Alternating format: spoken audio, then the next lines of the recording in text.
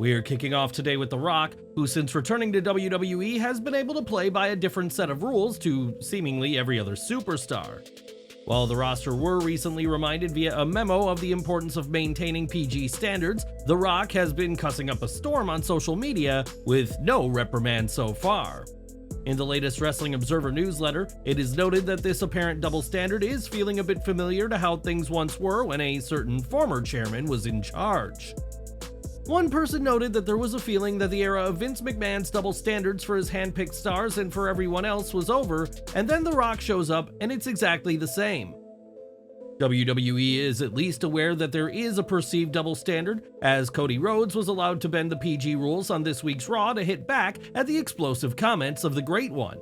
While some in WWE aren't thrilled, Eric Bischoff claimed on his Strictly Business podcast that WWE has been smart with The Rock's promo, but that there is a limit. Bischoff added that overusing the swearing might not make them more effective in his future promos ahead of WrestleMania 40, so WWE needs to know when to hold back. WWE won't have The Rock forever and want to use him to the max while they can, but that's led to some seeing a double standard that they had gotten sick of back during the Vince McMahon era. In her upcoming book, Our Fight, Ronda Rousey doesn't hold back in her assessment of WWE, even going as far as to call Vince McMahon the Emperor Palpatine of wrestling. Rousey has called WWE a show and has hit out at the often sexist nature of the company, which has been under a spotlight ever since the Vince McMahon allegations came to light. In the recent issue of the Wrestling Observer newsletter, Dave Meltzer shared insights from a source close to the situation regarding Rousey's sentiments to WWE. He writes, Rousey felt that WWE was a misogynistic culture and by the time she left, despised Vince but remained friendly with Stephanie and had positive things to say about Paul Levesque. The source added that despite her negative feelings towards Vince McMahon, she has good feelings about UFC's Dana White, with the source saying she loves her friend and former boss. Rousey has said that she's retired from wrestling from good, but that won't stop her speaking her mind about WWE, and her book should make for a compelling read when it hits shelves next month. But what do you think of Rousey's WWE stance? Is it justified for the former Raw and SmackDown Women's Champion? Let us know in the comments below. Over to SmackDown, and the final 25 minutes of the show was devoted to the standoff between Cody Rhodes and Roman Reigns, who promised that they'd show up without their various allies.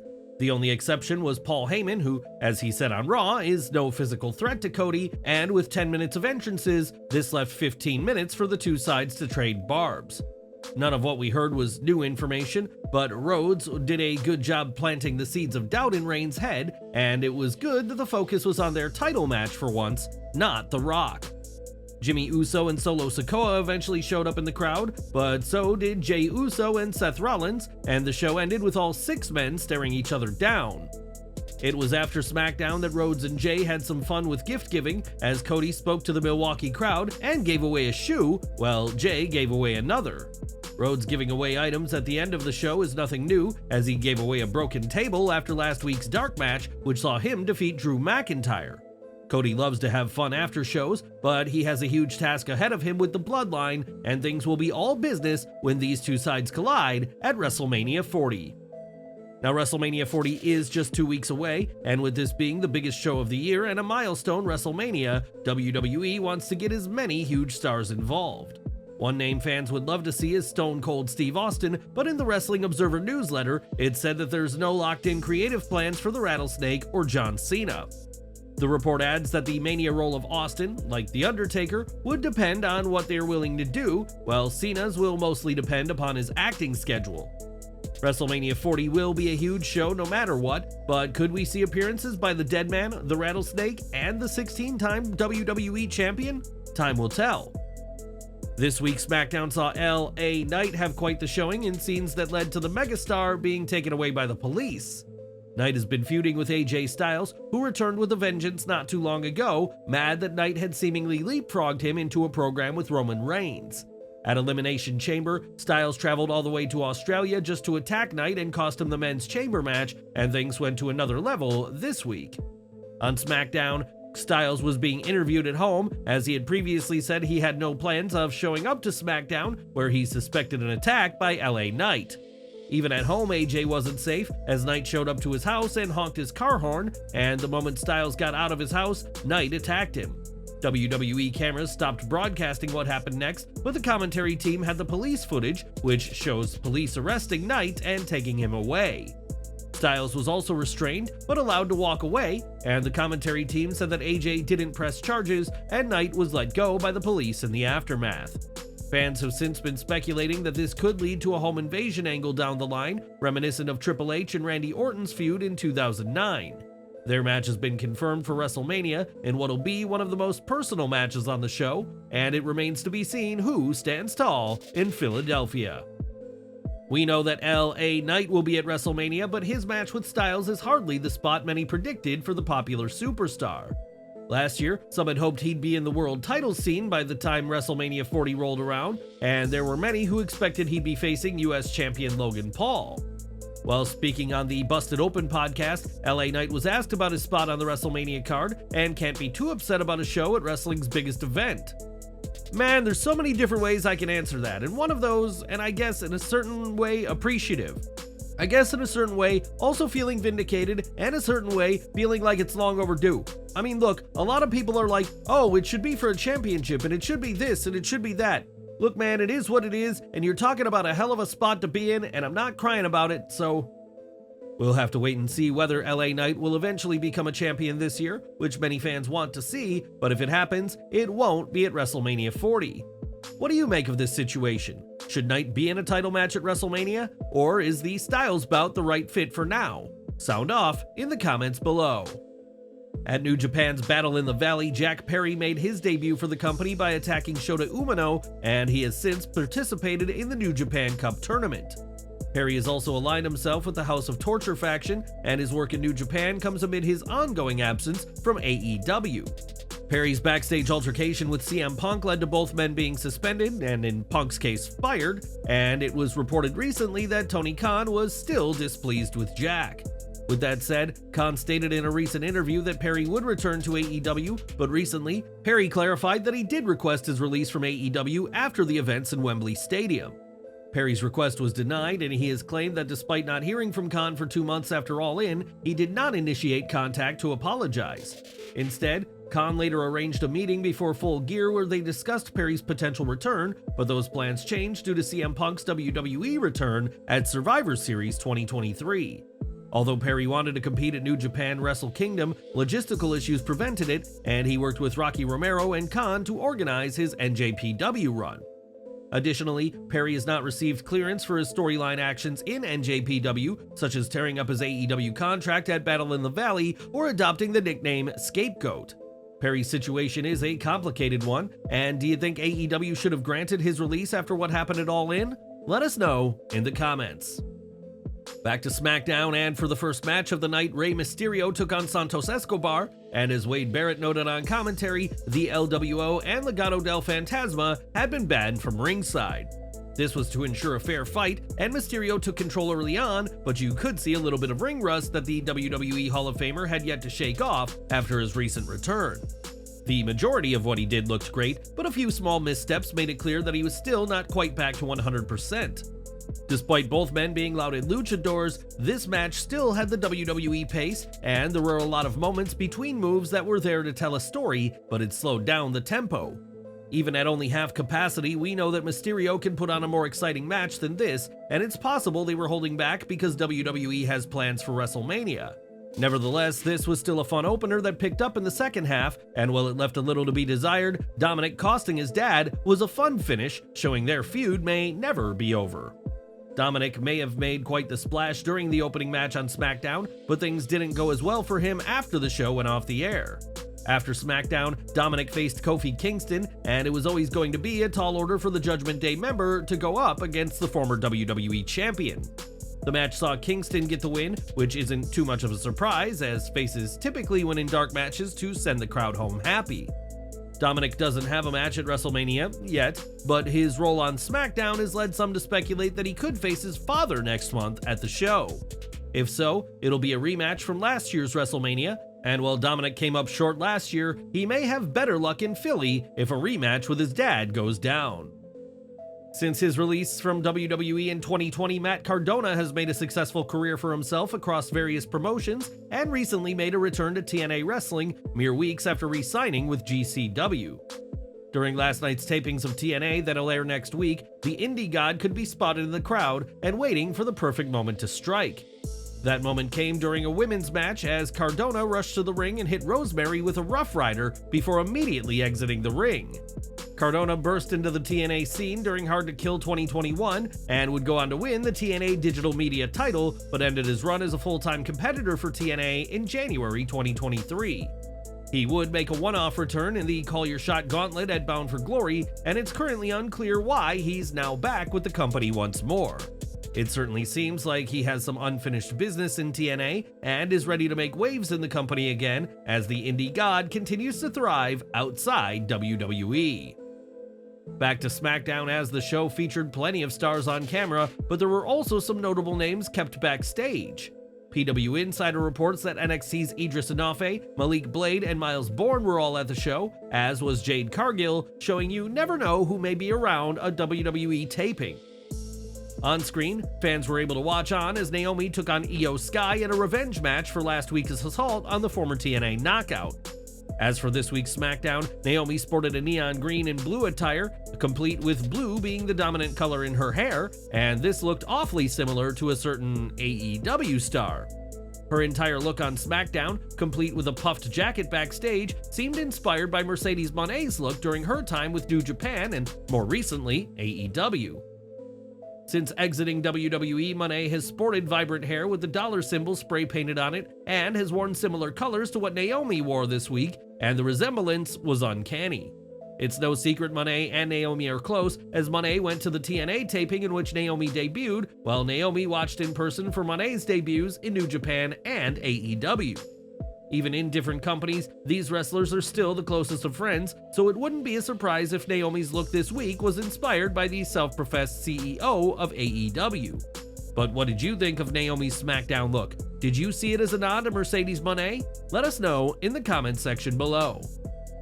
Unfortunately for Naomi, the match went the way of Io Sky as Damage Control provided a distraction so Sky could hit the over the moonsault and win, and a post-match beatdown ensued. Naomi found herself getting misted in the eyes by Asuka, rendering her ineffective in the ring, and even Bianca Belair was unable to save her as the numbers game was too much for the EST. Backstage, Belair was seen assisting Naomi, who looked completely distressed after her loss, and in an interesting move, Tiffany Stratton continued to tease a feud with Belair. Stratton took a little dig while walking past the two, and Bianca, in response, looked like she wanted to throw her bottle and go after Stratton, but thought better of it. A lot happened in the match and segment, with Belair looking like she might finally join Bayley's side, despite refusing to do so till now. Damage Control's dominance has yet to be checked in the last couple of months, and perhaps another superstar, like Jade Cargill, could enter the mix against them. Speaking of Jade Cargill, there was a huge update on the ex-AEW star this week, as it's been confirmed that she is signed with SmackDown. This comes 6 months or so after she joined WWE in September 2023, and since then, her only match has been a part of the 2024 Women's Royal Rumble match. Not only was it confirmed that Jade has joined Team Blue, but it's confirmed that she'll make her first appearance as a SmackDown superstar on next week's episode. When previously asked about Cargill, Triple H has said that her delayed debut was because WWE didn't want to rush her and were making sure she was ready to have the biggest impact she can. It was earlier this month that Jade hit the 3-year anniversary of her wrestling in-ring debut, and since then, she's come a long way and is poised to be a top woman in WWE. With WrestleMania drawing close, we have to think her arrival on SmackDown so close to the show is no accident, and fans will have to wait until next week's show to find out more. Next week's SmackDown will also see a huge tag team match, as Randy Orton and Kevin Owens will team up to face Kit Wilson and Elton Prince of Pretty Deadly. Owens and Orton will both challenge Logan Paul for the US title at WrestleMania, so it remains to be seen if they can coexist next week on SmackDown. Now, this week's Raw took place in Raleigh, North Carolina, and one of the Tar Heel State's favorite sons was in attendance to see the action live. That person also just happened to be AEW's Matt Hardy, who was there with his wife Rebby, leading to speculation as to whether Matt is eyeing up a WWE return. During an episode of his Extreme Life podcast, Matt discussed the reason for his Raw presence, saying he and Rebby try to make an effort to have date nights once or twice a week. On this occasion, the pair were enjoying dinner in Raleigh, and Rebby was contacted by a friend at the PNC Arena, where they had a suite at Raw, and invited the Hardys. Matt was initially hesitant to attend, but his wife convinced him to go, assuring him that the suite was secluded and they would not arrive until late. Secluded or not, Matt was recognized, and fans formed a line for photos, and Matt emphasized that this was all innocent and not something planned in advance. During the podcast, Matt talked about his AEW status, as his deal with the company is expected to end pretty soon, and he said, "I do love AEW. There's some things I would like to change about my personal career there and some of the things we're doing, but I do say overall I love AEW because it's very important for the pro wrestling industry. AEW needs to do well just because the pro wrestling industry doesn't need just one huge company that's in control of everything. They need competition. Competition is what makes it thrive and what makes it better. For all the young kids coming up, competition needs to exist. I want AEW to do well and I want AEW to thrive, but I want to be in a satisfactory position in what I'm doing in AEW. That's kind of where we're at, you know? Still negotiating and figuring things out. Tony Khan is taking great care of me. He's been a good boss. I think Tony Khan is a great human being, but at the end of the day, when it comes for me making the decision about what I do next, it also comes down to making sure that I'm happy and that I'm comfortable with what I'm doing too in all capacities across the board." Matt has previously admitted to being creatively frustrated with the direction of himself and Jeff in AEW, and Jeff Hardy has said he sometimes feels like a ghost in the company. Matt's appearance at Raw wasn't planned, but if he does leave AEW, more moments from Raw could follow, and what do you think the veteran should do next in his career? On April 7th, WWE will host WrestleMania 40 Sunday, but as WWE confirmed this week, that day will also see the return of the Slammy Awards. Big E and Kathy Kelly will host the award ceremony that will take place at WWE World in Philadelphia and will be streamed across WWE's various social media channels. Categories include Male and Female Superstar of the Year, Return of the Year, Match of the Year, and much more, and some superstars will be winning big even before WrestleMania Sunday. Last month, WWE officially announced its new WWE Speed Show, which will see fast-paced matches with a 5-minute time limit air exclusively on Twitter. At SmackDown, 2 more matches were filmed, including Cedric Alexander vs. Odyssey Jones, as well as Tyler Bate vs. Angel. It remains unclear when exactly fans will get to watch the WWE Speed matches, but the company clearly has plans for their new social media venture. Earlier we said that the faces typically win dark matches to send the crowd home happy, but this isn't always the case, as fans at this week's SmackDown learned firsthand. In an Intercontinental Championship match, Gunther put the gold on the line against Jey Uso and was able to retain against the main event superstar. Solo Sikoa and Jimmy Uso ultimately ended up costing Jey the match, and according to CageMatch.net data, this was Jey's 7th title match with the Austrian. After the match, Jey was saved by Cody Rhodes, which led into the aforementioned promo to the crowd and giving away of shoes. As for Gunther, he will defend the Intercontinental title at WrestleMania in his 2nd straight year defending the gold, and we'll have to see if Sami Zayn is the one to beat Der Ring General. In a tag title ladder match qualifier, Austin Theory and Grayson Waller battled Luke Gallows and Karl Anderson for a coveted spot on the WrestleMania 40 card. The OC used quick tags and double team offense to keep Theory away from Waller until he was able to dive for a tag, though he didn't fare much better as Anderson took out both with a dive. It's kind of funny that Gallows played fake Kane in 2006, as he still does an uppercut the same way Kane did, and we wonder if he'll ever bring back some Festus-based offense. Anderson and Gallows could be used much more effectively, and while they can help in NXT, they are more useful putting others over on the main roster. That's especially the case if WWE isn't going to have them with AJ Styles anymore, and it's also clear that Mia Yim needs much more to do. Yim is far too good to be relegated to a supporting role on the outside, and her arm drag to Waller, which looks great, shows she should be doing more. Gallows and Anderson looked like they had the match firmly in hand, but Theory and Waller were able to steal a victory to advance in the tournament. Karl Anderson shined brightest out of the 4 competitors in the ring, but everyone did a decent job, and now it's Waller and Theory who will be advancing to WrestleMania 40. For tag team action, B-Fab and Bobby Lashley accompanied Montez Ford and Angelo Dawkins to the ring for their match against Akam and Razor, who had the final testament. AOP has been back with WWE for a bit, but has mostly been serving as a backup for Karrion Kross, so it was nice to see them put back into the hunt for the tag titles as part of this faction warfare. Akam and Razor had a significant physical advantage over the Profits and used it to overpower Ford and Dawkins whenever they could. Ford ended up pulling off an upset with a quick inside cradle to score the pin, giving the Faces a win in what was almost entirely a one-sided affair. One-sided fights are rarely entertaining, but this one ended up being solid, and it's great to see the tag team division on SmackDown with something to fight for again. Over to AEW, and it's been months since we last saw Kenny Omega due to diverticulitis, and fans are eager to see the former world champion back in the ring. In the latest edition of the Wrestling Observer newsletter, Dave Meltzer noted that there is still no definitive news on Omega's condition, as a decision regarding surgery has yet to be made. Should he undergo the surgery, it's expected that he'll need several months to recuperate before being able to return to in-ring competition, and Tony Khan has also weighed in. Speaking with Comic Book, Khan expressed caution about putting pressure on Omega's recovery and noted that he continues to be in a rough state due to his illness. He refrained from setting a specific timetable for Omega's return, emphasizing the importance of allowing him to heal at his own pace. However, Khan conveyed optimism about Omega's eventual comeback, suggesting that fans have something exciting to anticipate, and predicted an enthusiastic crowd response when Omega makes his return. Omega was advertised for the AEW Canada tapings, but he hasn't appeared, and Tony Khan said that fans should not expect him to be back soon. Ultimately, Omega's health is the most important matter in this situation, and whatever decision he makes regarding surgery, we're wishing the cleaner a full recovery. And we're ending today with Netflix, who will begin streaming Raw in 2025, but that's not their only ties to the world of pro wrestling. In 2020, it was reported that Netflix was working on a documentary based on Vince McMahon, but as we all know, a lot has happened since then.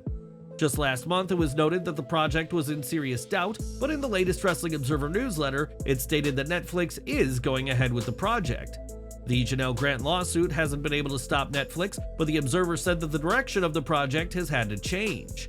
Rather than be about McMahon's rise to the top of wrestling, much of the documentary will now be about his fall from grace and the various controversies to his name.